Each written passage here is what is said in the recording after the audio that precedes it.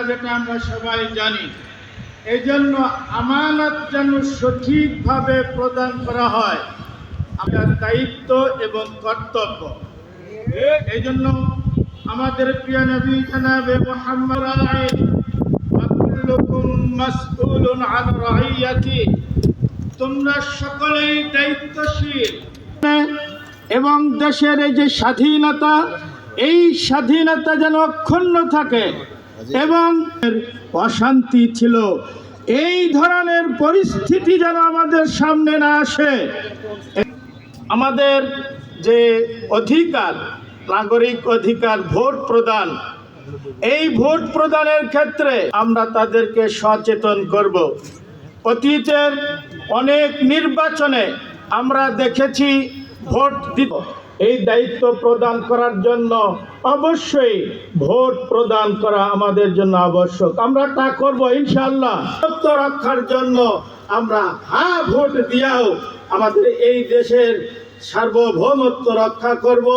গণতন্ত্র। ধন্যবাদ মাওলানা আব্দুল গনি, ইমাম ও খতিব সাহেব বাজার বড় জামে মসজিদ। এই পর্যায়ে বিশেষ অতিথিবৃন্দের বক্তব্য।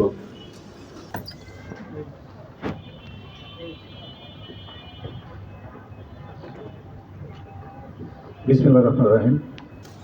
এখানে স্পেশাল গেস্ট হিসেবে আছেন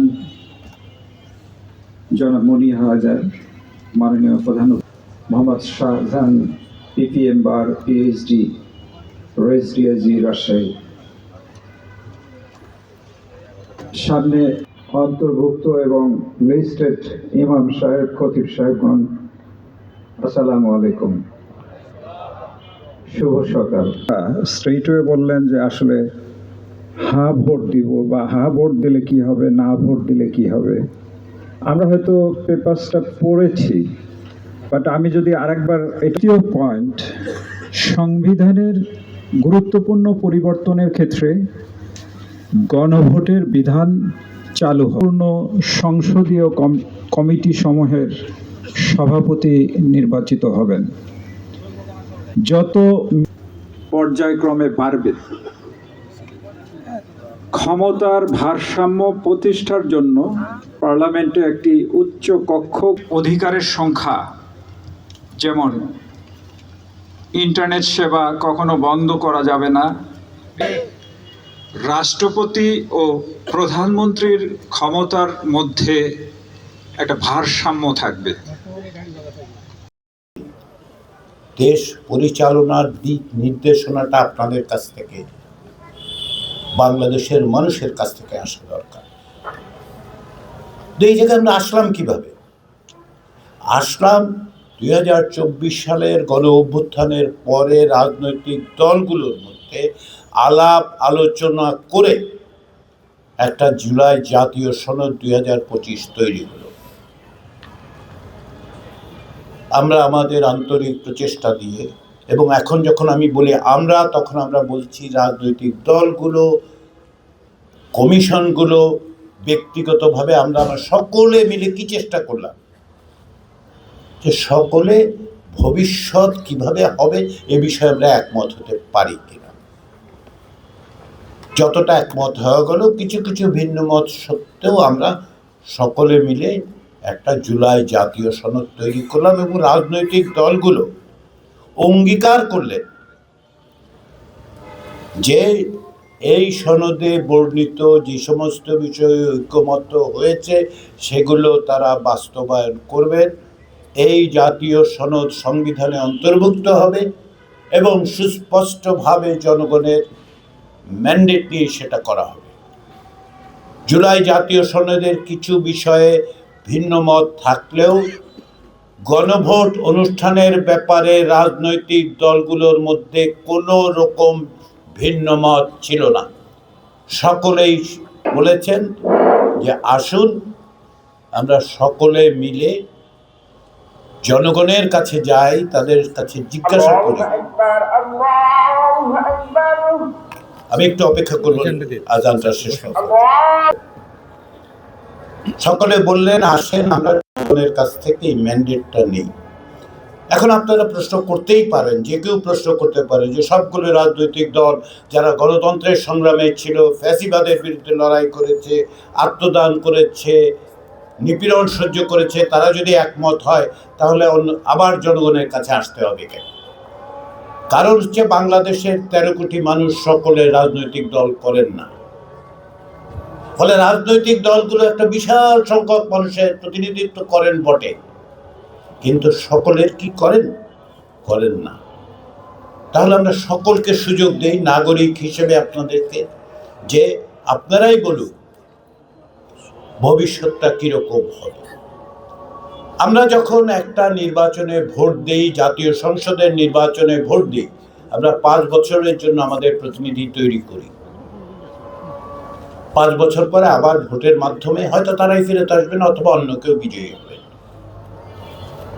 কিন্তু এইবারের গণভোটের মধ্য দিয়ে, এইবারের হ্যানা ভোটের মধ্য দিয়ে কেবল 5 বছরের কথা আমরা বলছি না, আপনারা বলছেন না, আমরা বলতে চাচ্ছি না। আমরা বলতে চাচ্ছি যে ভবিষ্যতে যেন বাংলাদেশ কিভাবে চলবে। যেমন ধরুন, বাংলাদেশের রাজনৈতিক সংকটের একটা বড় কারণ কি? আমরা নির্বাচনটা ঠিক মতো করতে পারি না। যতদিন পর্যন্ত তত্ত্বাবধায়ক সরকার ব্যবস্থা ছিল, আমরা তুলনামূলকভাবে গ্রহণযোগ্য, সকলে ভোট দিতে পেরেছে, এরকম নির্বাচন করতে পেরেছি। কিন্তু যখনই সেটা বাতিল করে দেয়া হয়েছে, তারপরে 3টা নির্বাচন, কি নির্বাচন হয়েছে আপনারা দেখেছেন। তো তাহলে ওইটা পুনঃপ্রতিষ্ঠা করতে হবে। এই বিষয়ে রাজনৈতিক দলগুলোর মধ্যে কোনো মত পার্থক্য নেই। তো তৈরি করার ক্ষেত্রে আমরা বলছি কেবলমাত্র ক্ষমতাসীনরা যেন সিদ্ধান্ত নিতে না পারে।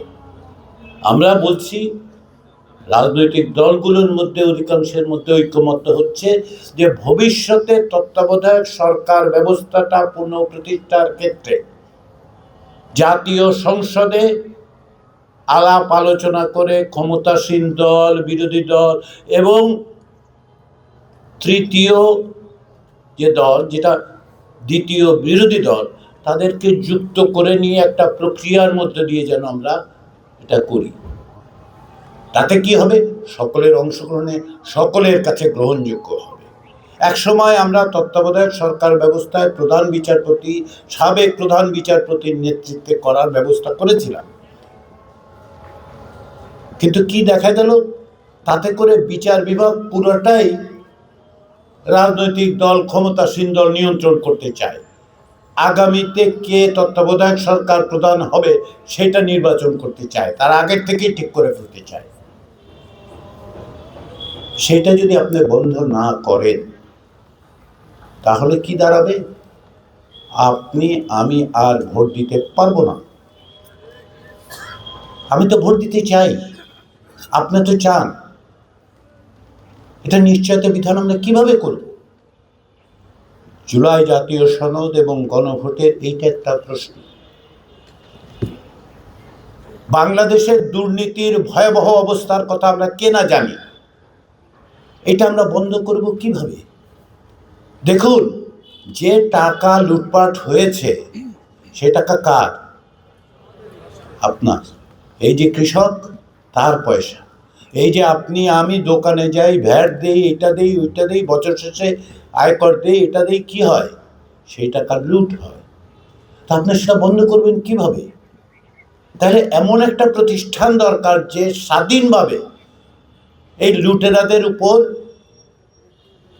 বলতে পারবে যে ভাই এই লুট আপনি করতে পারেন না, চুরি করলে সেই চুরির হিসাব তাদেরকে ধরা যাবে। সেটা হচ্ছে দুর্নীতি দমন কমিশন।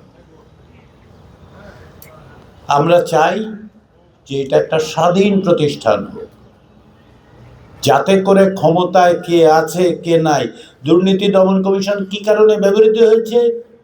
বিরোধী দলে কেউ যদি একটু কথা বলে জোরে, বলে যে ওনার ট্যাক্সের সমস্যা আছে, ওনার এই আছে, ওই আছে, যতক্ষণ না পর্যন্ত উনি জোরে কথা বলতেছেন ততক্ষণ পর্যন্ত ঠিক আছে।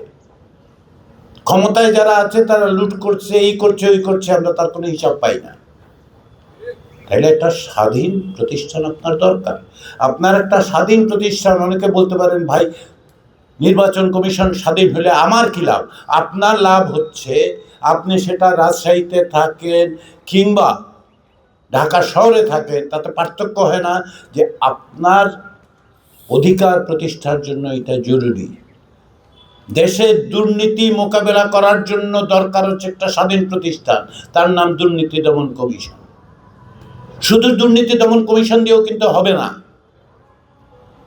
সেই জন্য জাতীয় যে সনদ, সেখানে কি বলা হচ্ছে, ক্ষমতাসীনরা চাইলেই টাকা পয়সা যেভাবে যাতে খরচ না করতে পারে তার একটা হিসাব তো তারা দেন, বাজেট তো তারা করে। সংসদে কমিটি আছে, যেই কমিটির কাজ হচ্ছে এই হিসাবগুলো নেওয়া। এরকম তিনটা কমিটি আছে। অতীতে কি হয়েছে, ওগুলির নেতৃত্ব দেন ক্ষমতাসীন দলের লোক, তো হিসাব টিসাব আর চান না তারা। বিরোধী দলের সদস্যরা সংখ্যালঘু, তারা কথা বলে, সরকারি হিসাব কমিটির কোনো হিসাব টিসাব আমরা পাই না। জুলাই জাতীয় সনদ বলছে যে এই তিনটা কমিটি, যেগুলো সরকারের টাকা পয়সার হিসাব, ভবিষ্যতে কি টাকা খরচ করবে তার হিসাব, এগুলিকে সংবিধান বলে যে আর্থিক প্রতিষ্ঠান সংক্রান্ত ফাইন্যান্সিয়াল ইনস্টিটিউশন ওভারসাইট, যেগুলো সেগুলোর কথা বলে। এরকম তিনটা কমিটি জুলাই জাতীয় সনদে আছে, এগুলোর নেতৃত্ব দেবেন বিরোধী দল। তাহলে কি হবে? তাহলে সরকারি দলের লোকজন সরকারের টাকা পয়সার চুরি করার আগে অন্তত পক্ষে দুইবার ভাববে। সবটাই বন্ধ করতে না পারলে অন্তত পক্ষে কমাতে তো পারবো। এইটুকু তো অগ্রসর হব আমরা। একদিকে স্বাধীন দুর্নীতি দমন কমিশন, অন্যদিকে পার্লামেন্টের তিনটা কমিটি, কমিয়েতে আনতে পারবো। বিরোধী দলের এই যে চেষ্টা, স্বাধীন প্রতিষ্ঠানের চেষ্টা, লুটপাট বন্ধ করার ক্ষেত্রে সহযোগিতা করবে। এইটা আমাদের নিশ্চিত করা দরকার। বিচার বিভাগকে স্বাধীন করতে হবে। কারণ কি? কারণ না, স্বাধীন না হওয়া পর্যন্ত বিচার বিভাগ আপনাকে ইনসাফ দিতে পারবে না, পারে নাই। আমরা জুলাই জাতীয় সনদে আছে কি, বিভাগীয় পর্যায়ে হাইকোর্ট বলা হচ্ছে উপজেলা পর্যায়ে। কারণ কি?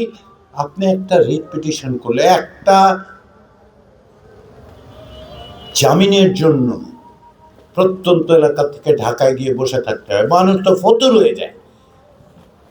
যাতায়াত, থাকা, খাওয়া, এর মধ্যে তো আবার দালাল ঢুকে পড়ে। একটা আগাম জামিন নিয়ে এসে বাড়িতে দেখে যে 3 দিন খাবারের খবর নাই। আপনার বাড়ির দরজায় যেন আদালত আসে, আপনি আদালতে যাওয়ার সুযোগটা পান। বিচার যেটা হবে সেটার প্রক্রিয়া থাকবে, কিন্তু তার আগেই যদি আপনি ফতুর হয়ে যান, তার আগেই যদি আপনার এমন প্রতিবন্ধকতা তৈরি করে গরিব মানুষ যেতে পারবে না, বড় লোকরা যাবে, তার তো অসুবিধা নাই। তাহলে আমি সেটা কিভাবে করব? সকলে মিলে আমরা যখন একমত হব, বিচার বিভাগ, বিভাগীয় পর্যায় পর্যন্ত হাইকোর্ট, উপজেলা পর্যন্ত আদালত, যাতে করে মানুষ অন্ততপক্ষে বিচার চাইতে পারে, সুযোগটা থাকে। সরকারের দায়িত্ব, রাষ্ট্রের দায়িত্ব কি? সব নাগরিককে সমান সুযোগ দেওয়া। তো সেই সুযোগের ব্যবস্থা বিচার পাওয়ার ক্ষেত্রেই তো দিতে পারছি না, তাহলে তাকে এটা ব্যবস্থা আমাদের করতে হবে। রাজনৈতিক দলগুলো কিন্তু একমত, এটা করতে হবে। সেই ব্যবস্থাটার জন্যই হচ্ছে সনদ, সেই ব্যবস্থাটার জন্যই হচ্ছে আপনাদের সম্মতি চাওয়া। আপনারা মানুষদেরকে বোঝানোর চেষ্টা করুন যে এতে তার কি লাভ। দুর্নীতি যদি কমে, আমার কৃষক অন্তত পক্ষে মধ্যস্বত্বভোগী দুর্নীতিবাজ থেকে রক্ষা পাবে, সামান্য হলেও পাবে। যদি বিচার বিভাগ স্বাধীন হয়, তাহলে আপনি ইনসাফ, ন্যায় বিচার পাওয়ার সুযোগ পাবেন, ঘরের দরজায় বিচার আদালতে যাওয়ার সুযোগ পাবেন। যদি নির্বাচন কমিশন স্বাধীন হয়। দেখুন নির্বাচন কমিশনটা কি ভয়াবহ অবস্থায় চলে গেছে। বাংলাদেশের সংবিধান বলে নির্বাচন কমিশনার ইত্যাদি নিয়োগ করেন কে? বলে রাষ্ট্রপতি করেন। এখন এই যে রাষ্ট্রপতি, তিনি আবার সংবিধানে বলা আছে 2টার বেশি কাজ করতে পারবেন না। একবার একজন রাষ্ট্রপতি বললেন যে ওনার কাজ হচ্ছে মাজার জিয়ারত করা। আমি এটা শুনে বললাম আসলে উনি মাজার জিয়ারত করতে পারেন না, সংবিধান সেই অধিকার তাকে দেয় নাই। কারণ লেখা আছে 2টা কাজ করতে পারবেন, বাকিটা প্রধানমন্ত্রীর অনুমতি লাগবে। 2টা কি? একটা প্রধানমন্ত্রী নিয়োগ করা। তো প্রধানমন্ত্রী তো রাষ্ট্রপতি নিয়োগ করবে না, আমরা ভোট দিয়ে যাকে সবচেয়ে বেশি ভোট দেব, যে দল বেশি হবে তার থেকে প্রধানমন্ত্রী হবে। এটা রাষ্ট্রপতির চয়েসের কি হইল? আরেকটা কি প্রধান বিচারপতি। তাহলে মাজার যে উনি জিয়ারত করতে যাবেন, ওই প্রধানমন্ত্রীর কাছ থেকে অনুমতি নেবেন? নিতে হবে। একইভাবে নির্বাচন কমিশন নিয়োগের ক্ষেত্রে বলা হচ্ছে রাষ্ট্রপতি প্রধানমন্ত্রী বলে দিচ্ছেন। এখন প্রধানমন্ত্রী নির্বাচন কমিশন তৈরি করবেন, সেই কমিশন কিসের জন্য করবেন?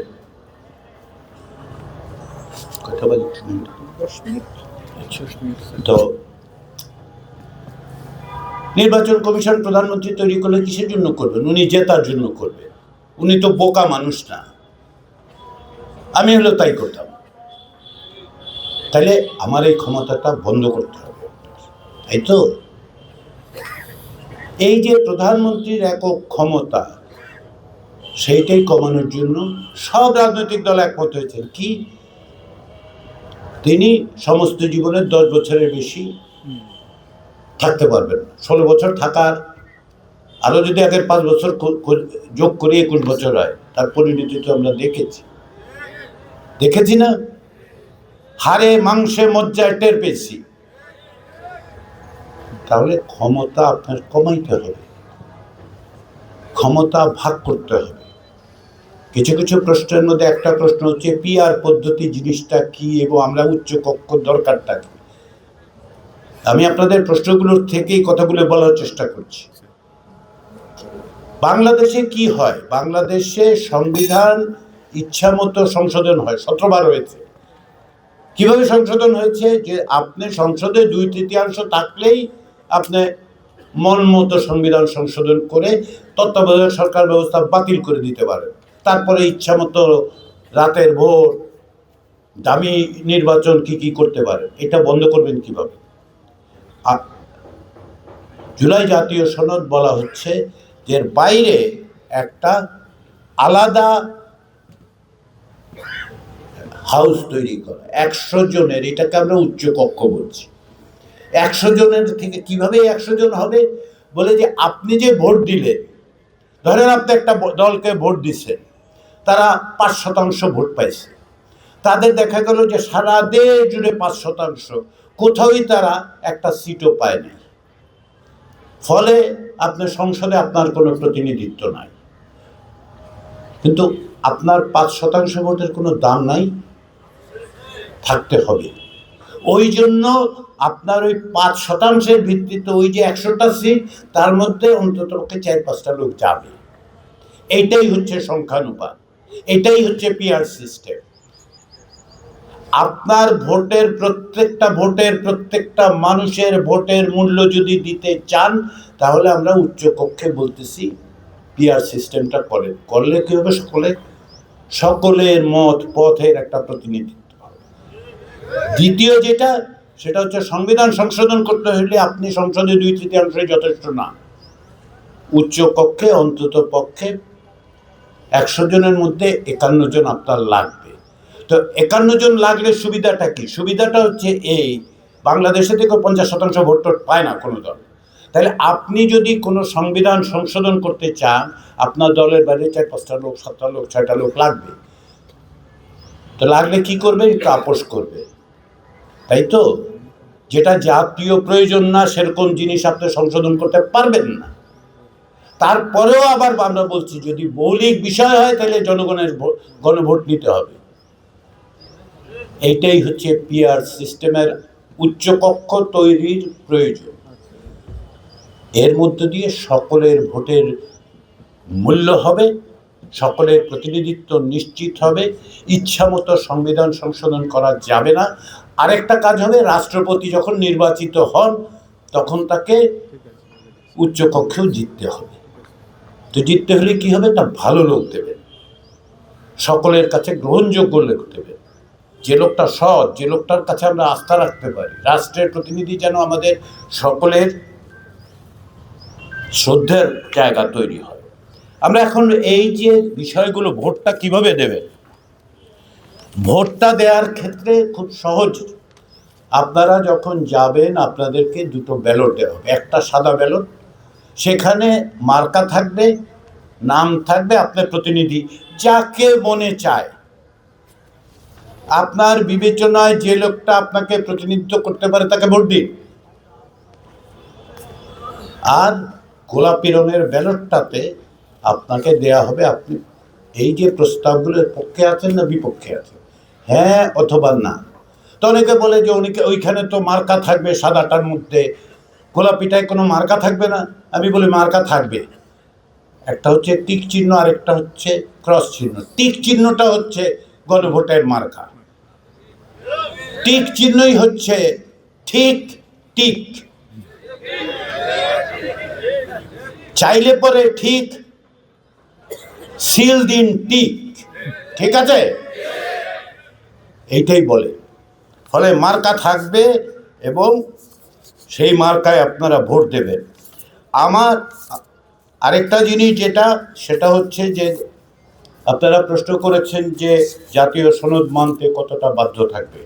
আপনারা যখন জাতীয় সনদটা খুলবেন ওইখানে অঙ্গীকার করেছে রাজনৈতিক দলগুলো, অঙ্গীকার স্বাক্ষর করেছে, আমরা অঙ্গীকার করছি যে আমরা এগুলো বাস্তবায়ন করব। এখন ওনারা প্রতিশ্রুতি দিয়েছেন, অঙ্গীকার করেছেন, তারা যদি না মানে সেটা কি নৈতিক হবে? এটা কোনো ইজ্জতের মানুষ করতে পারে? তাহলে অবশ্যই নিঃসন্দেহে তারা এগুলি বাস্তবায়ন করতে বাধ্য থাকবে। আমরা আশা করি তারা বাস্তবায়ন করবে, কারণ আমরা কিছু দেই নাই। এই 4-5 জন মিলে সরকার একটা বানায় দিয়ে বললো যে এইটাই আপনাকে বাস্তবায়ন করতে হবে, তা না, আপনারা বলেছে। তারা আলোচনায় অংশগ্রহণ করে স্বাক্ষর করে আপনার কাছে গেছে, আপনারা সবাই মিলে বলেছেন এটা বাস্তবায়ন করুন, আপনারা বাস্তবায়ন করবেন। কতদিনের মধ্যে করবেন? 180 দিনের মধ্যে যা যা করার সেগুলো করতে হবে, সেটাই হচ্ছে অঙ্গীকার। এই রকম পরিস্থিতিতে আমি শেষ কথা যেটা বলি সেটা কি, সেটা হচ্ছে আপনারা সমাজে যেভাবে সম্মানিত, সেই সম্মানের সঙ্গে আপনাদের উপর যে দায়িত্বটা এসে পড়েছে সেটা হচ্ছে এই যে সুযোগ, এই যে সম্ভাবনা, বাংলাদেশের একটা ভবিষ্যৎ তৈরি করার প্রক্রিয়া, যে বাংলাদেশে আপনার সন্তান থাকবে, আমার সন্তান থাকবে, আমার ভাই বোনের সন্তানরা থাকবেন, তাদের কাছে আমাদের যেন আমরা বলতে পারি তোমাদের জন্য, আপনাদের জন্য আমরা একটা ভালো ভবিষ্যৎ রেখে গেলাম। আমি আমার ভূমিকাটা পালন করলাম, তুমি এটা রক্ষা করো, হেফাজত করার দায়িত্ব তোমার, কিন্তু আমি তৈরি করে দিয়ে যেতে চাই তোমার জন্য। আসেন আমরা সবাই মিলে সেই চেষ্টাটা করি। আমরা বলেছি যে চাবি আপনার হাতে, চাবি দিয়ে দরজা খুলুন, সামনে ভবিষ্যৎ যে বাংলাদেশের, সেই বাংলাদেশের দরজাটা খোলার চাবি আপনার হাতে। দরজাটা খুলবেন কি খুলবেন না, নাগরিকরা করবে। প্রথম কথা হচ্ছে নৈতিকতার প্রশ্ন। এর কি কোনো আইনি ভিত্তি আছে? আছে। গণভোটের হচ্ছে আইনি ভিত্তি। গণভোটের চেয়ে বড় আইনি ভিত্তি কিছু হয় না। 2024 সালের গণ অভ্যুত্থান, আপনারা যেহেতু প্রশাসনের সঙ্গে যুক্ত, কেউ কেউ বিচার বিভাগের সঙ্গে যুক্ত, তারা এই শব্দটা বুঝবেন, আমি নাগরিকদের উদ্দেশ্যেও বলি। বাংলাদেশের বর্তমান সংবিধানের 7 অনুচ্ছেদ সুস্পষ্ট করে বলেছে এই প্রজাতন্ত্রের মালিক হচ্ছে জনগণ। এইটা যে কোনো ক্ষেত্রে নিশ্চিত করা দরকার যে মালিক যদি জনগণ হন, তারা যদি বলেন যেটা আমরা চাই, তাহলে ব্রিটেনে লাস্ট টাইম তাই হয়েছে। আর কিছু হচ্ছে ফাউন্ডেশনাল ইলেকশন, একেবারে ভিত্তি তৈরি করে 2026 সালের নির্বাচন সেরকম।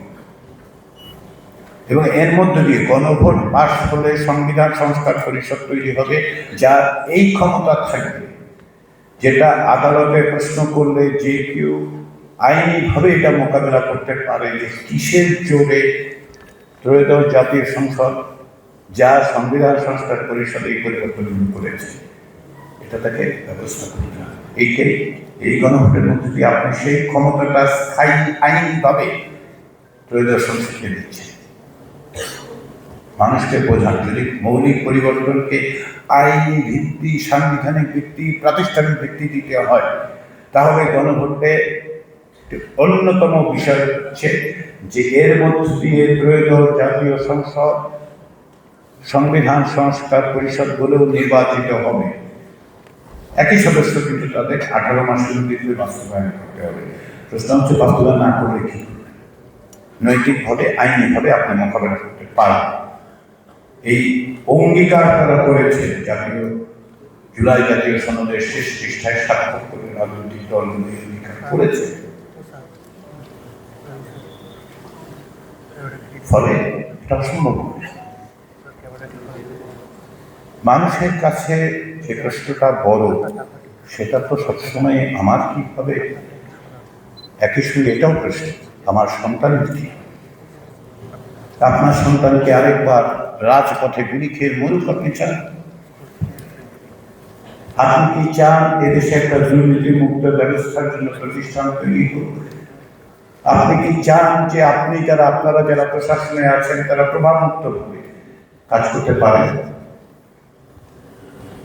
সেই প্রশ্নটা নাগরিকদের কাছে নেই। মানুষ পরিবর্তন না চাইলে জুলাইয়ের গণঅভ্যুত্থান হতো না। মানুষ পরিবর্তন না চাইলে এই যে প্রক্রিয়ার মধ্যে দিয়ে আমরা আছি, সেই প্রক্রিয়াকে অনুসরণ করতেন না। রাজনৈতিক দলগুলো তাদের পক্ষ থেকে প্রার্থী দেবেন, আপনাদের প্রত্যেকেরই রাজনৈতিক অবস্থান থাকবে। প্রকাশ্যে হয়তো সেটা বলবেন না, প্রজাতন্ত্রের কর্মচারী হিসেবে দেখাতে পারবেন না, কিন্তু ভোট আপনারা দেবেন, কাউকে না কাউকে ভোট দেবেন। নাগরিকটা কাউকে না কাউকে ভোট দেবে, ভোট দিয়ে সকলকে উৎসাহিত করবে। কারণ কি? কারণ হচ্ছে বিভিন্ন মত এবং পথ নিয়ে বাংলাদেশ। আমরা ধর্মের দিক থেকে এক অর্থে, অঞ্চলের ভিত্তিতে বিভিন্নভাবে আমরা আসলে একটা বহুমাত্রিক দেশ। ফলে মতের পার্থক্য থাকবে, কিন্তু আমাদের এটাও এক জায়গায় আসতে হবে, আমরা ভবিষ্যতে কিরকম তৈরি করতে চাই। 54 বছর খুব কম সময় নয়। বহুবার আন্দোলনে আমাদের প্রাণ গেছে, বহুবার নির্বাচনে আমরা ভোট দিয়ে প্রত্যাশা করেছি পরিবর্তনে। আবার আমাদের সামনে সেই সুযোগ এসেছে, সেই সুযোগ খুব সহজে আসে না। অনেক প্রাণের বিনিময়ে, অনেক কষ্টে, অনেক নিপীড়নের মধ্যে দিয়ে আমরা এখানে এসেছি। আসে এই সুযোগকে নির্বাহী না করি। আসুন আমরা সকলে মিলে সকলকে বলি, বোঝাই, তারা প্রস্তুত হয়ে আছে। আমি বিশ্বাস করি, আমি নিশ্চিত মানুষ পরিবর্তনের জন্য প্রস্তুত হয়ে আছে। তাদের দরকার একটি পথরেখা। রাজনৈতিক দলগুলোর ঐক্যমতের ভিত্তিতেই আসলে এই জুলাই জাতীয় সনদ অধিকাংশ ক্ষেত্রে তৈরি হয়েছে। গণভোটের ব্যাপারে রাজনৈতিক দলগুলো কি বললো না বললো, তার সবচেয়ে বড় কথা হচ্ছে যে সমস্ত বিষয়ে রাজনৈতিক দলগুলোর মধ্যে কোনো রকম ভিন্নমত ছিল না, সেটা হচ্ছে গণভোট। কোনো রকম ভিন্নমত ছিল না। তারা তাদের নিজের প্রচারের কারণে হয়তো কেউ কেউ খানিকটা মৌনতা থাকবে, খানিকটা দ্বিধা থাকবে, থাকতেই পারে। তারা তো ক্ষমতায় যাওয়ার জন্য তাদের প্রার্থীদের কথা বলবে। তা আপনারা কার কথা? আপনার তো একজন প্রার্থী, আপনি তো দল নয়, আপনার জন্য তো দেশ। সেই দেশের জন্য বলুন। সেটাই হচ্ছে গণভোট, সেটাই হচ্ছে। হ্যাঁ, কেউ কেউ আমাকে প্রশ্ন করে দলের তো প্রতীক থাকবে, গণভোটের প্রতীক, গণভোটেরও প্রতীক আছে, সেটা হচ্ছে টিকচি। দলের যেমন প্রতীক আছে, গণভোটের প্রতীক আছে। সবাইকে বলুন গণভোটের প্রতীক টিকচি, ভোট দিন। আসুন আমরা সকলে মিলে চেষ্টা করি। সাফল্য অবশ্যই দিতে হবে, সবচেয়ে বড় জিনিস হচ্ছে ভবিষ্যতে অগ্রগতি অর্জনের পথ উন্মুক্ত হবে। যে কারণে আমরা বলেছি দেশের চাকরি আনতে দরজাটা খুলুন, সামনে অপরিমেয় সম্ভাবনা আমাদের সামনে দাঁড়িয়ে আছে।